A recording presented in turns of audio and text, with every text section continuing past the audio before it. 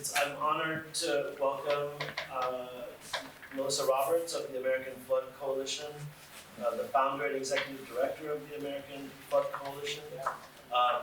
Under Melissa's leadership, AFC has worked with communities across the country to implement flooding solutions, has created a consortium of scalable resources for use in flood policy planning at the local and state levels, has elevated local and state voices to the U.S. Congress and federal government agencies. We work on major federal policy legislation. In recognition of Melissa's work to advance responsible and equitable adaptation to higher seas and more frequent flooding, she was named as Forbes 30 Under 30 Social Impact Leader. Melissa regularly comments on flooding and sea level rise and has been mentioned in USA Today, The Washington Post, NPR, and other outlets. Prior to her work at AFC, Melissa was the Director of Strategy at First Street Foundation, a research and technology nonprofit that quantifies and communicates America's changing flooding. So thank you, Melissa, for joining us. I've left we don't have slides for this particular event, part of the program, so I've left a picture of Hurricane Dorian up on there, just to make the point that flooding is a more immediate concern in Florida than in many other parts of the country. Tell us a little bit about how the American Flood Coalition came together and what you set out to do. Yeah, absolutely. So I'll try to make the things in my bio, which, but we sound a little flat. Like, why am I doing this work? Why does a group like the American Flood Coalition exist? So my background is in infrastructure finance on the private sector side. Personally, I became more and more interested in the financing and funding gap on the adaptation side.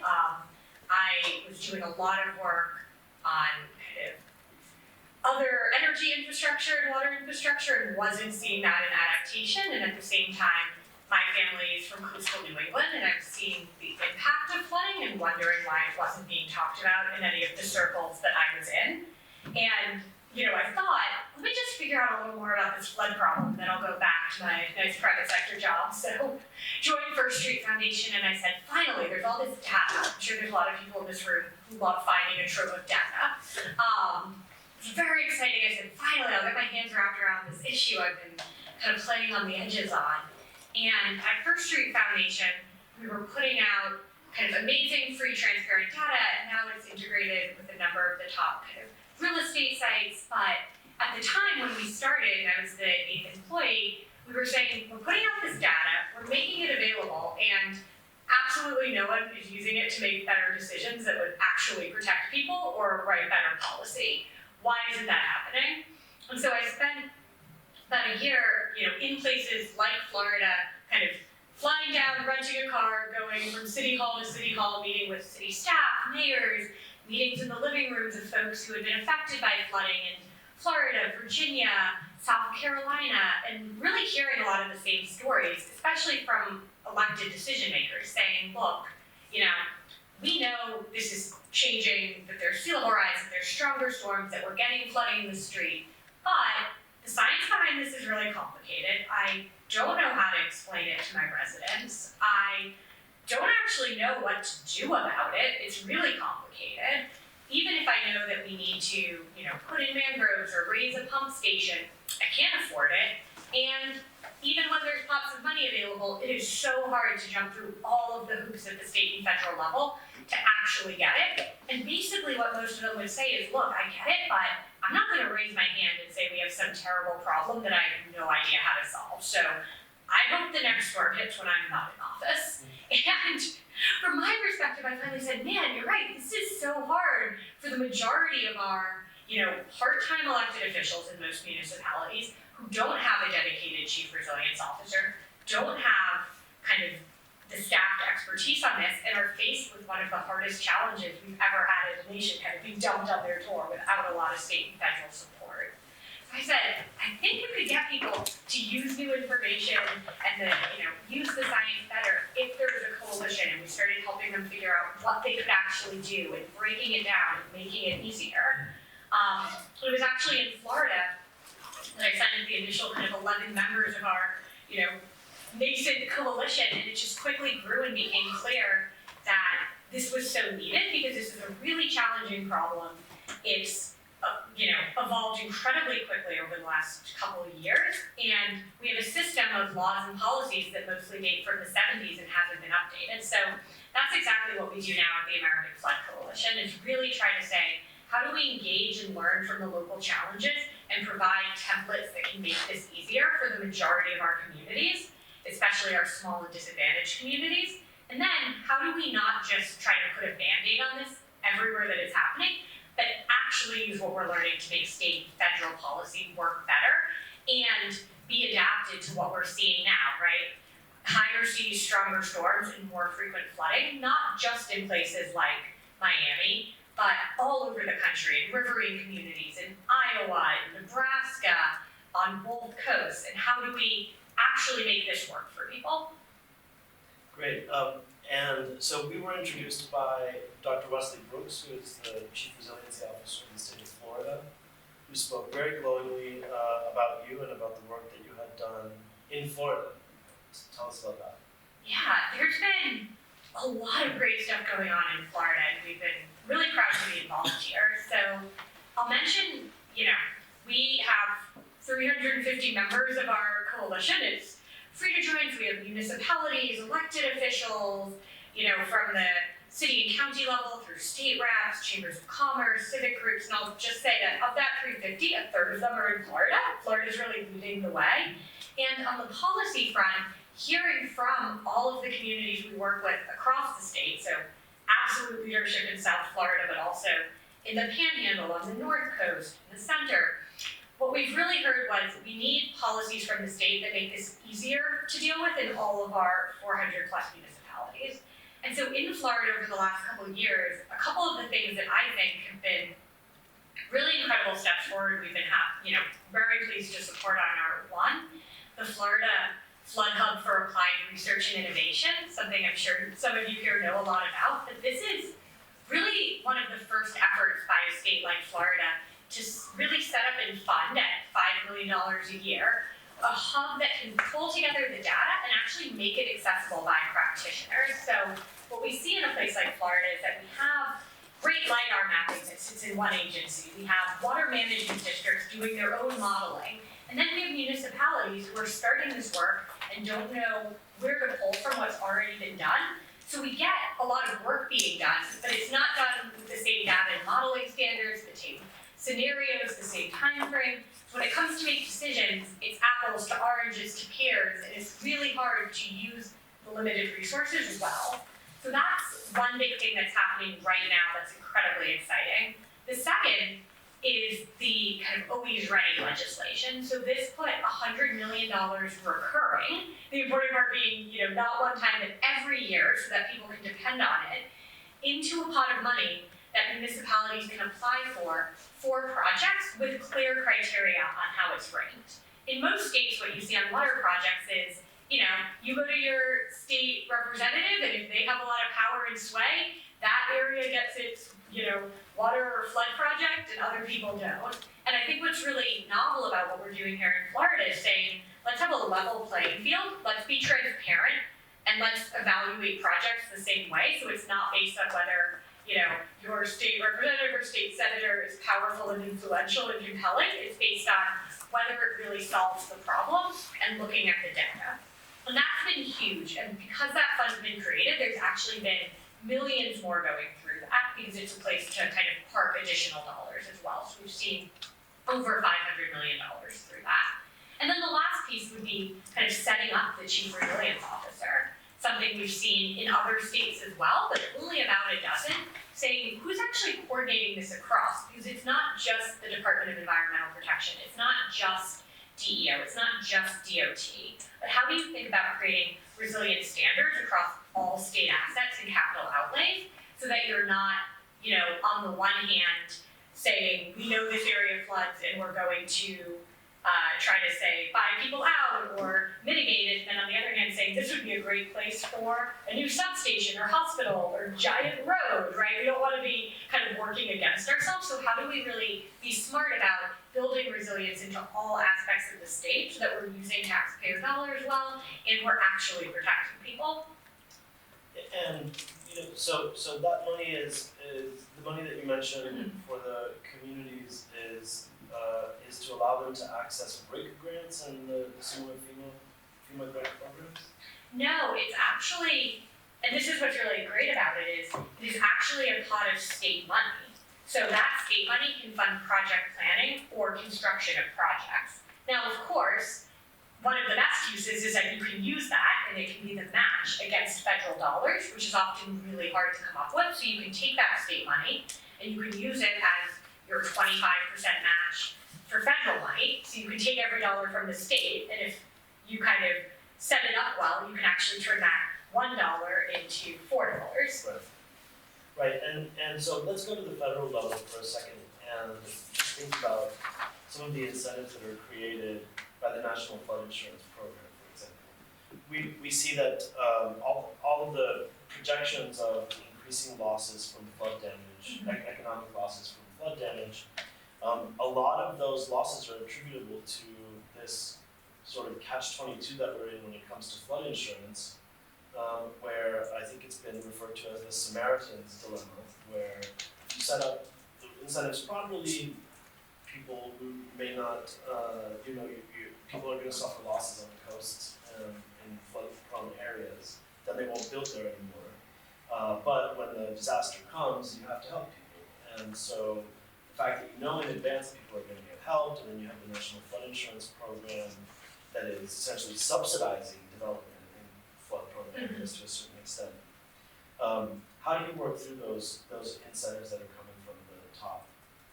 Yeah, I think about it a lot as, what does this mean for actual people who live in these communities? So we're at the point we are now. People live here, and a lot of people bought these homes, put most of the wealth they've been able to accumulate into their homes, and didn't know the flood risk at the time. And how do we make sure that those people are being made whole? And how do we also just realize not everyone has the ability to up and move. We have community ties, we have limitations. So the big things I think about are, one, with the flood insurance program, we know how much insurance matters. We know that if we don't have it, it doesn't necessarily mean that people are going to move somewhere else. It means they're going to suffer or live in a house with mold, right? So first of all, how do we make sure that the people who can least afford it can get into the flood insurance program? Because what we're not trying to do is penalize people who can't afford insurance. On the other hand, so, at AFC, one of our big things is saying we need more flood insurance affordability. Right now, there's not a dedicated, narrow program to help people pay for flood insurance who can't afford it, right? Who make under a certain amount and can't afford those payments. It's not targeted. So that's something we're really interested in. Oh, I was going to say just on that point, those low income, medium income kinds of people that are more vulnerable tend to be disproportionately renters as opposed to homeowners. How do we think about rent insurance in those? I mean, flood insurance. Rental situation. No, it's a great question because flood insurance does actually apply to renters as well, and a lot of people don't know that. But you can get, it's called contents insurance for what's in your home if you are a renter, and we think that's really important for them too. So that's something we think about a lot is how do you make sure that renters don't lose everything, especially because they're the least likely to have been given warning or knowledge about what the risk was when they bought. And so that's something really important. But we need to make sure it's affordable for them because most people think in their rental insurance that it covers these sorts of flood damages and it doesn't. And that's a really terrible surprise to find out on the worst day of your life after your home has been flooded. Now does the flood insurance program require owners who rent their properties, or is there a state law that requires them to maintain flood insurance for rental properties? Yeah, so that's a big place where there's kind of a gap, and what we see overall is that even the places that are required to have flood insurance for homes and for renters just don't. There's not a lot of enforcement there, and that's a challenge. And I would say even more than that, what we're for. So how do you make sure that people who can't afford the program or low income do get insurance? How do you make sure insurance rates are based on real good data, right? And we're not creating kind of arbitrary lines where one side of the street is 3 times the amount as the other side of the street when they have the same flood risk. And we've seen some movement there to use better data and better, calculations of premiums. And most importantly, how do we actually create policies that incentivize what we want? It's well and good to say, it's dangerous for people to live here, it's less risky here. What we need to do is things like affordable housing and things like that in the places that we know people are gonna be going. And so that's a big thing that we're for, is thinking about how do we make sure that there are options for people if they want them, and that, it's good to say, well, there's higher ground, why don't we live there? If there's not affordable housing, if there's not jobs in schools, that's really hard. So how do we think about it beyond just flood insurance to all of these other pieces that come together?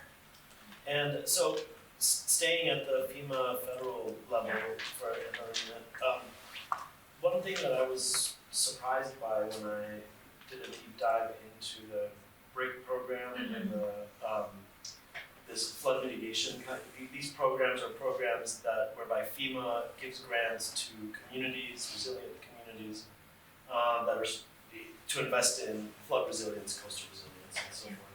And it's typically run by the state as the grantee, and then the actual projects are sub-grantees.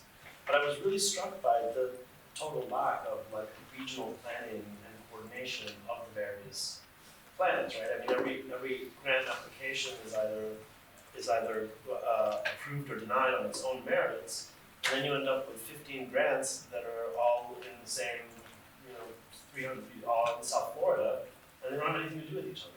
And so how do we work within the federal programs to provide a more regional scope, coherent kind of planning? That's such a great point, and it's a challenge writ large, just to take a big step back. When we think about federal programs, right, not just BRIC, flood resilience and post-disaster programs are across 17 agencies. There's over 70 different programs that don't coordinate, have different application processes, and are looking for slightly different things. And then, as you're saying, they're all thinking of these projects in a one-off way when we know that they're part of an ecosystem. And so some of the things that we're really trying to push are saying, how do we incentivize planning and project development in watersheds, which is the way water moves, instead of within, local political boundaries? And I think that's a big place that the state can do this work in the state programs, as well as trying to pay for data collection, some of which is already happening at water management districts, but data collection, modeling, and planning at that watershed level. And I think the thing that's really great about it too is, you mentioned the BRIC program. One of the, I think, valid criticisms of it is that many of those grants have not gone to low-income or disadvantaged communities because it's so hard to get through the process, and it takes so much money to get money. And so one thing that we're really excited about with the idea of trying to switch to a more watershed model is that you can bring everyone along, and it's not saying, okay, we know that, there might be really good mitigation opportunities to create, say, a restoration area upstream that will help downstream, but that community doesn't have the money to pay for the plan, so they're never gonna get the BRIC grant, even if that's the most efficient solution in the watershed. And I think we can actually come up with better solutions if we think about it that way. But it's a real limitation of federal programs right now. Shifting to, and I'm not actually sure if this is federal or state, I had a conversation recently with former Mayor Javier Suarez, who pointed out to me that all of the kind of sand dune berm along Miami Beach, I live in Surfside, which is 2 blocks from the beach, and there's sort of a green space there along most of Miami Beach that where there's vegetation that is foliage, 8 foot, 10 foot tall sand dune elevation in place, and there's running trails on top of it. It's really nice and everything. But as a result of this kind of natural fortification, essentially, Surfside is not a storm surge flood zone. It is a AZ flood zone, but it is not a storm surge flood zone. And so, if a hurricane hits, the worry is going to be rainfall, right? Flash floods from rainfall. And former Mayor Suarez pointed out to me that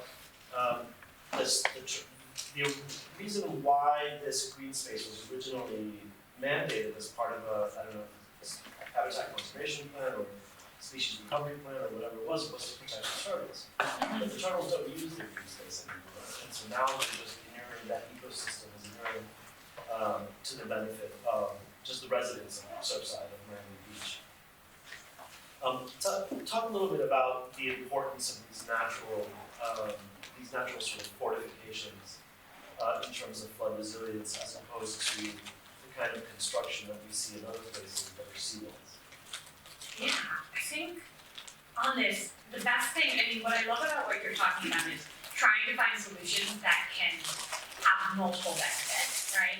So if it's, some, benefit to the turtles, which is why it was originally constructed, and also has this ability to prevent some of the storm surge potential damage. And we're always looking for projects like that, especially with how strapped many municipalities are. It's hard to spend $1 just on flood resilience or adaptation. You've got to spend these dollars in ways that do multiple things. So I'll give some examples there, which I think are great, and natural infrastructure plays a really big part here. Some of the ones we've seen that are great are ones that can create benefits, we'll say something like mangroves, creating, something that people want to see that shore up maybe like the tourist environment, create benefits to the ecosystem, and also can stop storm surge. We're also seeing in many places that you can think about creating multiple you can serve multiple goals for residents and make these projects more popular if you think about how they can do multiple things. So one project we've been really proud to work on over the last couple of years is in, a different state, in Kinston, North Carolina.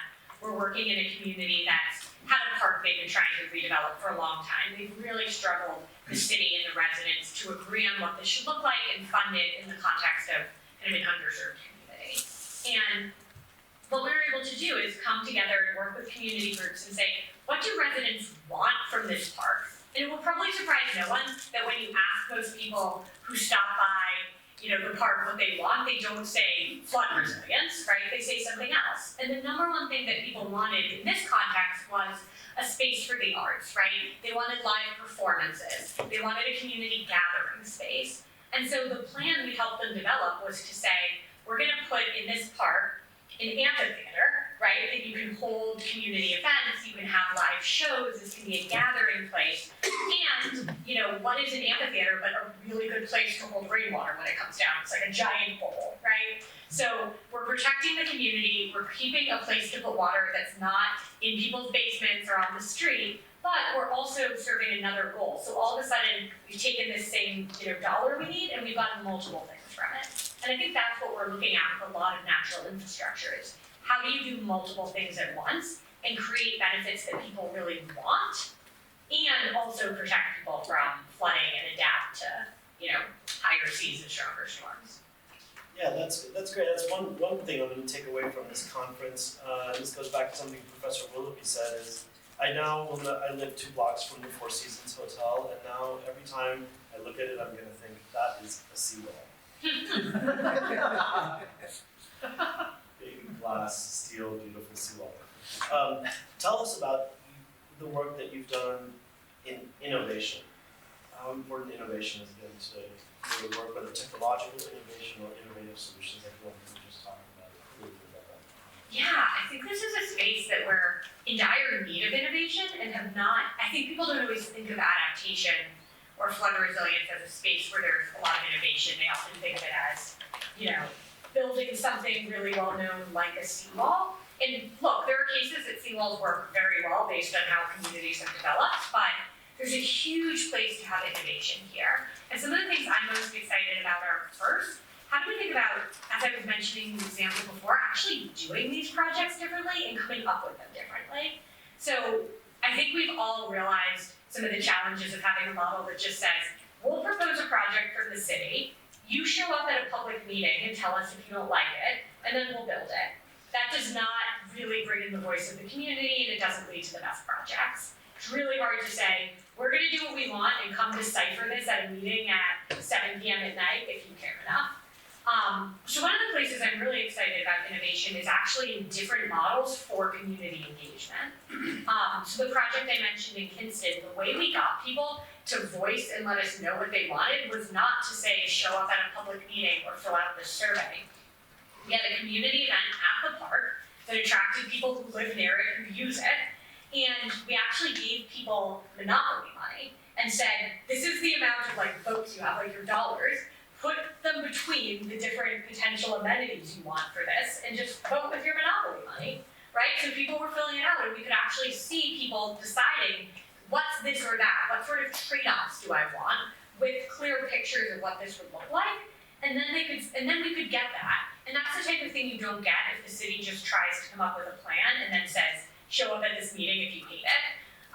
So that's one place that I think doesn't always get talked about as innovation, but that I'm really excited about. I think the second place is, and I'm sure there are people doing work on this here, is actually being able to quantify the returns of natural infrastructure. So being able to use it and trying to innovate on ways we can put it in with easier permitting when we know there are downstream impacts. And we don't need to necessarily permit mangroves the same way we would a seawall. We know it's not creating the same potential downstream impact, and we've got to innovate in how we do those pieces. And then I'm also really excited about thinking of flood solutions that look nothing like what you would think flood solutions are. So this is kind of a ways from where we're sitting here, but another thing that we're working on is in Northeast Iowa, actually working on thinking about how farmers can innovate and be part of the solution on flooding. So you look at Iowa, it's very flat. You're not building any seawalls there to solve the problems they're having with riverine flooding and heavy rainfall. But what you can do is they certainly have a lot of farmland, and if farmers plant a secondary crop, a cover crop, those root systems can actually absorb more water. And we worked with the University of Iowa to say, let's measure how much water and flooding this can reduce if farmers do this. And we found that it could reduce flooding 40 to 60%, which makes it some of the cheapest, most innovative flood resilience and adaptation we can build anywhere. But those are the types of solutions where we haven't thought about a version of flood resilience that looks like paying farmers to plant cover crops. We thought of it that just looks like, raising a pump station or building a seawall. So how do we think of it differently and think of also the people who bring solutions as a different set of people to get to better answers? And so that raises another good point. And let me ask you about your experience with coalition building in the state of Florida. I keep a running list of my list of 5 worst laws in America. And I think number 1 or 2 on that list is the sugar program. And which is just, if you ever want to read a CRS style report, Congressional Research Service style of a report, in which you can tell that the author was like seethingly angry from beginning to end as he was writing it, you should read my report on the sugar program called Sugar Shakedown back in 2014 or something like that for the Heritage Foundation. I had a lot of fun writing it. So the sugar lobby is particularly powerful in the state of Florida. It is, these are, just so you know, the way that the sugar economy works in the United States is that most of the sugar produced in the United States is produced in the state of Minnesota, and that's beet sugar. The sugar program is divided into 2 components, one of which concerns the production of beet sugar, and the other one concerns the production of cane sugar. Cane sugar is the dominant form of sugar in Florida, and and puts Florida at number 2 or number 3 sugar producer in the United States. And as you can imagine, the lobby is very powerful and has a very big impact on water usage. And one of the things that Congressman Mast and other people are always complaining about is that in order to keep the agricultural area south of Lake Okeechobee irrigated enough to support this entire agriculture, they keep the water level in Lake Okeechobee higher than it would be otherwise, or than the water managers would want it to be otherwise. Then they have to release this water not just through the Everglades system, but out through the rivers to the Gulf Coast and the Atlantic side, which results in huge catastrophic algae blooms along those beaches. Just a whole host of problems. And so you've got this, how has it been dealing with some of these, I don't want to pit you against powerful special interest lobbies, but how has it been dealing with some of these coalitions that make, some of these special interest groups that make the proper management of the water system in Florida more difficult than it should be? Yeah, well, that's quite a tee up. Here's what I would say when I think about these issues writ large, is that often when we see laws that don't make sense, there is someone behind them, right? And the challenge is, even though most people don't want there to be flooding, they want to adapt, they want to protect their community, it's really hard when the people who benefit from those good laws and good investments are really fractured. And there's not often people organizing them because there's not money in it. And so that's where a group like ours comes in, right? To say, look, we know it's hard. Most mayors too, their job is not federal advocacy. Their job is to be the mayor of their community. And that's why I think it's really important when we can bring together 350 plus members, cities and towns, local elected officials through the county, state, businesses, civic groups, and have a shared platform. It really changes the dynamics, because no matter what issue or interest we're talking about, it puts someone on the other side. Because the number one thing in politics, being based in DC, it's always easier to do the status quo, and there's usually someone who benefits from the status quo. And so if you don't have someone on the other side, no one's gonna spontaneously just say, why don't we change this? This is wrong. There's gotta be someone pushing for it, and for us, it makes the most sense to have that coming from the bottom up, from communities across the country who are affected, who can translate what they need into policy. But we need to help, and I think a big thing is, when I started this over 5 years ago, when you talk to members of Congress or folks at federal agencies and you talk about things like flooding, they go, oh, that's kind of a Miami and Charleston problem. We do federal work, so Miami should figure out their own problem, right? Unless they were the congressman from Miami, like representing Miami, and then they really care. But what we've really tried to do is say, there's actually more in common with these challenges across communities than there are that differentiate them. Of course, the local solutions are gonna look a little different, but the most important thing I think we do is say, we're dealing with flooding. It's not just coastal resilience, it's not just riverine, it's not just heavy rainfall. Even though the solution I described on the farms in Iowa is actually not the solution that you're gonna use in Florida because of differences in geology, those two communities need a lot of the same policy reforms. So if we can bring them together in a coalition, we can get a lot more done than if we try to fracture it and say, we're just talking about coastal communities, we're just talking about Florida, we're just talking about North Carolina, we're just talking about Iowa. Because that's how you can build a coalition big enough to actually get laws passed and actually help people. Yeah, thank you. I just want to say on behalf of my fellow Floridians that we really appreciate your work in this area. It's God's work. Milton Friedman once said, I think on the Donahue show, it's really incredible to think about the fact that Milton Friedman used to be a regular guest on the Donahue show. Anyway, he once said, we are each more interested in our role as a producer of one thing than as a consumer of 1,000 things. Mm-hmm. And that really goes to, we talked about the Manchin bill in the last hour, how it reflects, the concentrated interests of a couple of special interest groups and the general interest of nobody. Yeah. And that was the real failing of the Manchin bill, and it's the real failing of a lot of reform efforts in Washington D.C. And the solution is to build coalitions that actually represent the public interest, which is why you and the American Flood Coalition are such a valuable part of all of this. I'd like to open it up to the audience for questions. Yeah. So I wanted to, so it sounds like working with the federal government is a nightmare.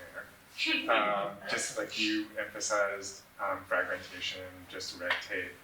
And I just wondered, are there examples on the other side? And it's not directly on point, but the Army Corps of Engineers and its wetland program, it's an interesting model of an agency that's really decentralized. And I'm just wondering, in the areas in which you work, are there examples of federal agencies that maybe avoid some of that fragmentation, or at least have closer connections to the local communities, and that mitigates some of the problems that you mentioned about fragmentation and red tape, or is it these are high level, federal programs concentrated in DC? Yeah, it's a great question. I mean, I think it's going to be hard to make the type of transformational progress we need without dealing with that fragmentation issue.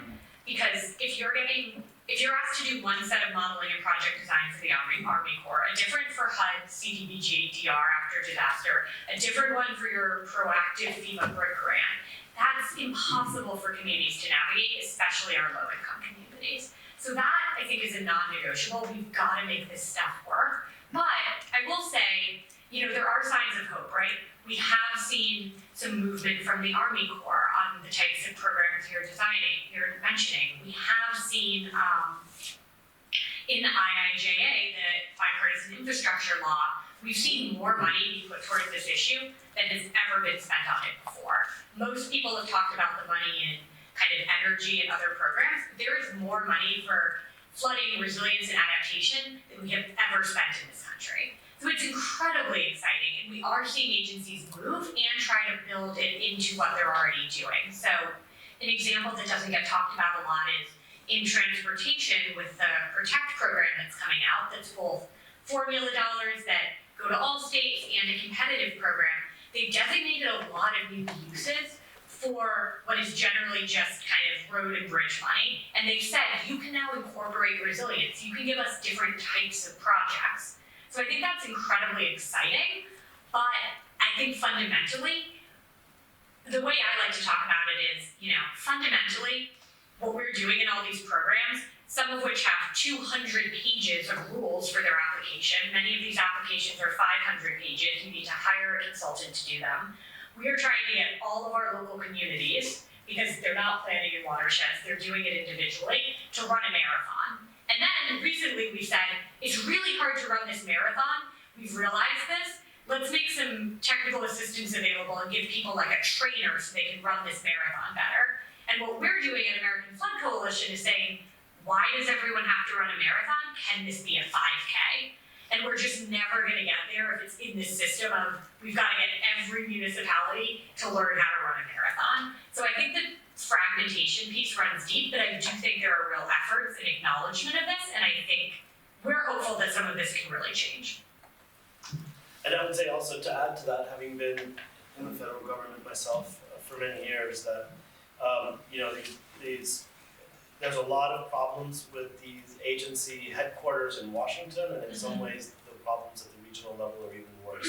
And sometimes they're more responsive because they're in a local community, but we can tell you, for example, on the NEPA reform effort, the National Environmental Policy Act reform efforts, that let's take the Biden administration or the Obama administration, whose agency heads are totally committed to making the permits process work faster. They are not able to impose that policy on their regional offices because the regional offices just have their way of doing things, and they're not going to expose themselves to added litigation risk under current law and so forth, and so that's a problem. I should also add, a lot of problems are created by the best of intentions. The entire water planning system of the southern half of the state of Florida is all within the framework of a consent decree in a major litigation 50 or 60 years ago that involved the Army Corps of Engineers and some of the impacts that the Army Corps of Engineers had. So anyway, thank you for that. Other questions? Yeah, Dan. Are there places that you're looking to outside of Florida or the U.S. for models on partnerships or solutions for flood management? Absolutely. I mean, I'll start in the U.S. A couple of the things that I'm really excited about are, one in North Carolina, talking about this model of trying to do more regional planning.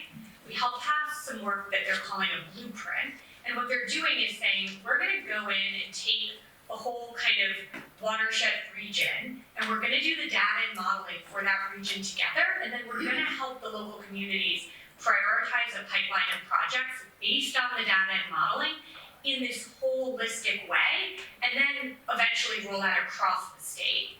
And they're in a pretty different setup. You know, they don't have the legacy of work that's been done in Florida, 10 years of vulnerability assessments, water management districts. So they're kind of starting from scratch, but they're ending up in this place that I think is really inspiring, saying, let's not make every local government figure out how to do modeling and planning and, you know, apply for grants. Let's do this in a more regional way. And that's still underway. The modeling's happening right now, but I'm really inspired by that setup, and I think it could be a great blueprint.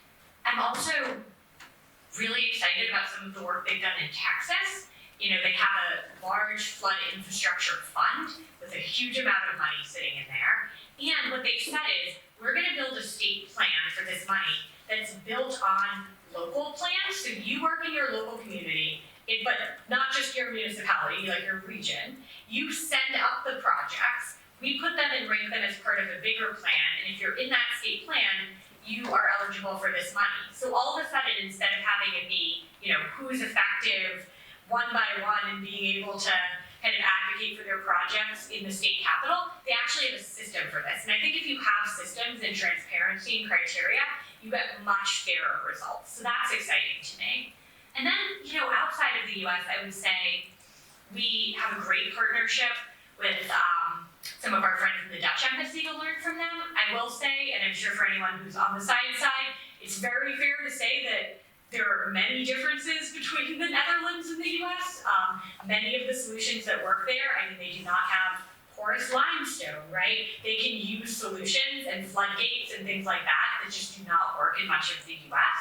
But there's still a lot of really innovative concepts, and I think the amount of money and attention they put towards it has resulted in some things we can really think about. You know, dunes, room for the river, which is kind of analogous to some of the work the Army Corps is doing now. Some of their work around, you know, parking garages that can then store water when you have sudden rainfall. So we're really inspired at looking at those and just helping people see that these problems can be solved. It just takes money and innovation and effort. Well, that's a really uplifting. I remember you mentioned Texas. I remember reading an article. It would have been years ago now that really impacted me about. I think it was something. It was in the New York Times. Something along the lines of, a year after Hurricane Harvey, a third of the impacted residents are falling through the cracks because they weren't in a flood risk zone area and that had those that had the full sort of support of the National Flood Insurance Program, and you know, and I saw that and I was like, well, here's a problem that I hope people would concentrate on, because these are definitely not the people that we want to fall into the cracks, or the people exactly the people who can least afford it in the city of Houston. So very, very thankful to you for that as well.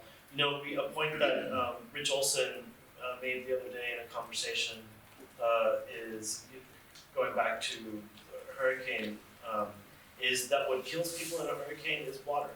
It's the flooding. People associate the hurricanes with the damage, the wind damage, but it's really the flooding that killed most of the people that were, well, most of the lives that were lost in Hurricane Ian. Later tonight, at a dinner with the provost, we're going to get most of us here are going to get to hear from